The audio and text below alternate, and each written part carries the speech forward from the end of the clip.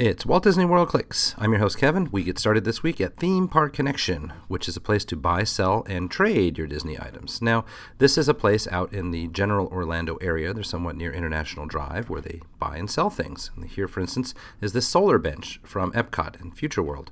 Now removed, obviously, is the original one, and it's for sale here for you, currently at $2,500. Now, it's a store with a lot of knickknacks, a store with a lot of collectibles, obviously a lot of pins. You see a close-up of the pins over there. They even sell my own books, actually, because I know the manager there is happy to sell them for me. And so I guess I have a vested interest there slightly. Lots of pins, and as you can see, the pins are really only $3 each. So it's a great place to pick up Disney merchandise and just have a look at interesting concept art, some of which is not for sale. And as you can see, lots of collectibles around as well. All sorts of things from the Disney universe, from Disney Cruise Line to reproductions of what you'd find in the rides to actual ride props themselves. Mr. Toad's Wild Ride and World of Motion, for instance. Not a whole lot of those. This is what the two main showrooms now look like. So this main showroom kind of goes in a bunch of different directions. The larger props are here, and they've got some smaller kind of knickknacks and medals and those sorts of things, photo backdrops, Olswiki things for sale as well. You can see it goes in lots of different directions. Stuff from the Disney store, a headboard, the used trash can from the Disney Institute once upon a time, quotes from Walt Disney, things that were in use in the background at the Comedy Warehouse, Pirates of the Caribbean movie props. They have actual movie props there as well. Things from the Disney Cruise Line, also for sale. This is now over into the second room, and I was really taken with this, a large collection of framed concept art and maps and this sorts of things. And they come from all over. Some of these things were hanging in the resort hotels. Some of them were just in the offices, for the backstage offices for the workers, and they get changed out over time.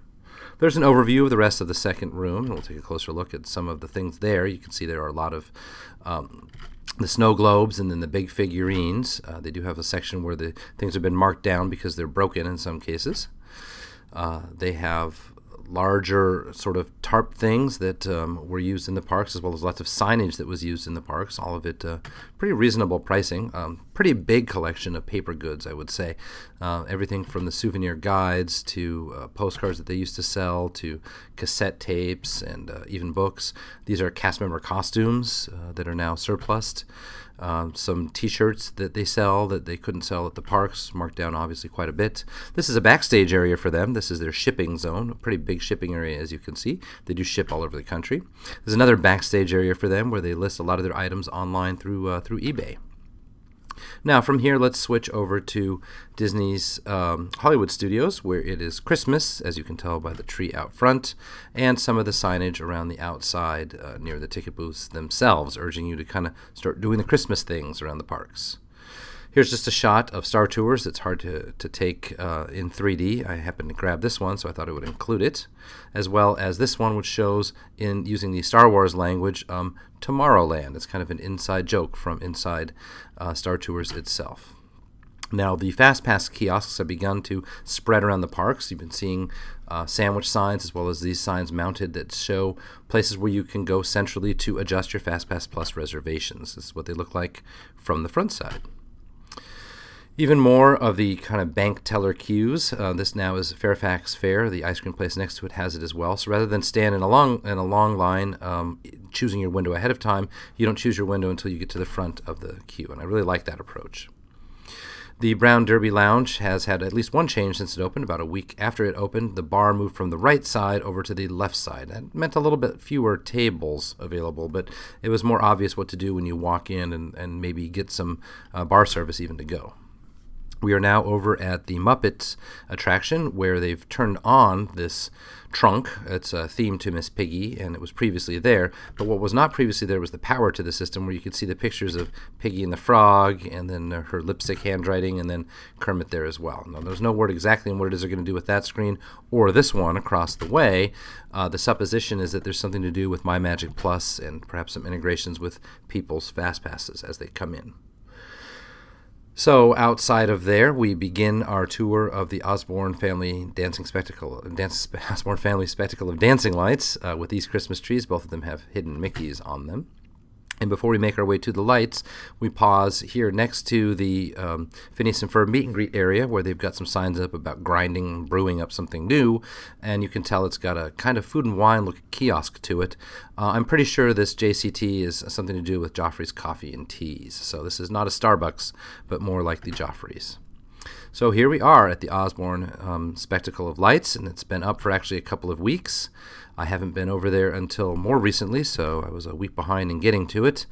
This is one of the hidden secrets people go look for every year. That's the cat, which always moves around, ostensibly a Halloween decoration from Jennings Osborne that made it into the Christmas decorations when it came to Walt Disney World.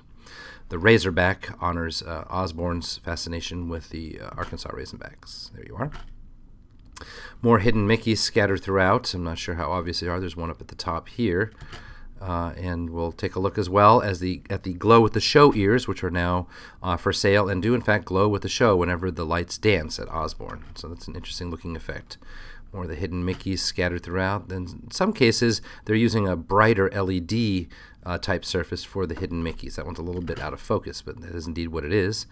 They've got Goofy Santa for at least the second year I've seen this. It's possibly been there for a little bit longer than that. Still more of the Mickeys scattered around. Kind of an overview shot of the Merry Christmas view.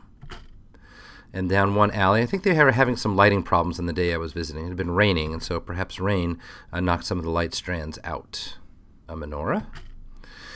And here you see some of the glow with the show ears. Now, it wasn't everyone wearing them, but there was a scattering of folks doing that. And when the show is actually dancing, you can see some of the lights are dimmer. Indeed, the lights on the hats are dancing as well. Another hidden Mickey there, and another hidden Mickey down here. This one USA themed. Hidden Mickeys in the hands and in the face on this particular one. It's kind of a wider angle view of where we are here. And then across the street, we're actually kind of near the San Francisco street and underneath a canopy, but not taking pictures of that just yet. Here's the canopy, and as before, it does its color changing thing, a little bit like the Fremont Street experience in Las Vegas, if you've ever seen that. Making our way back up toward the center, more of the hidden Mickeys. These, again, are the brighter LED type, brighter than the other surroundings around them. All the way down to one end. Now, I previously showed you the Sinclair from Dinosaurs figure, which is still here in the window, as well as a Jack Skellington down in the corner here, and, in fact, a hidden Mickey all the way at the bottom of that tree. The Carolers, and back up toward the center of the street where we see the light switch where they flip on the lights. And the main character here has a Dan name tag in honor of the Dan cast member who figured out how to make the lights dance. This is what the lights look like when they're dancing, and you try to snap a photo of it. It's obviously not everything illuminated at the same time. A few more of the Jewish symbols, the Star of David and the dreidel, and the Osborne stockings here. These are the names from the Osborne family, another hidden Mickey within Jennings Osborne's. And then the screens, which came into existence a few years ago in the Osborne area, really only confined to one building, the Chevrolet building. Just below them, you have the glow with the show hats, also for sale here, in addition to the kiosks we saw at the other end of the street. Interesting looking display. And the usual spectacle of dancing lights display up at the front, and then a view down the street as well. And this is what it looks like when you get wide angle with the street, obviously quite colorful. Now, this is the other area under construction in Hollywood Studios. It looks like it's going to be also kiosk size. I'm not sure if you can see there's a hard wall here, so that behind that is going to stay backstage. This is going to be small, whatever it is. Probably also another Joffrey's coffee stand. And there's that Luxo Jr., this time black, not white, peeking out over the top there. I happened to be in the Rock and Roller Coaster area when the park was still open, but this area was closed down, so I thought I would grab a few shots of how colorful and interesting looking it is at night, actually. If you can get a chance to have a look at this area, it's quite photogenic. And then we're pausing at Sid Cahuenga's one-of-a-kind shop. It's Antiques and Curios, the sign tells us, but when you poke inside, what you see are a little bit of merchandise around the sides, not nearly as much as they used to have, and then several of these My Magic Plus kiosks. So what's happened is the store had its last day of operation this past Sunday and is now turning into only a kiosk sort of operation. Going to expand more kiosks over on the side here, so there will be a lot of Fast Pass Plus and My Magic Plus support for you. It's time for our game. Where in Walt Disney World was this? And last week's challenge was not answered correctly by too many people.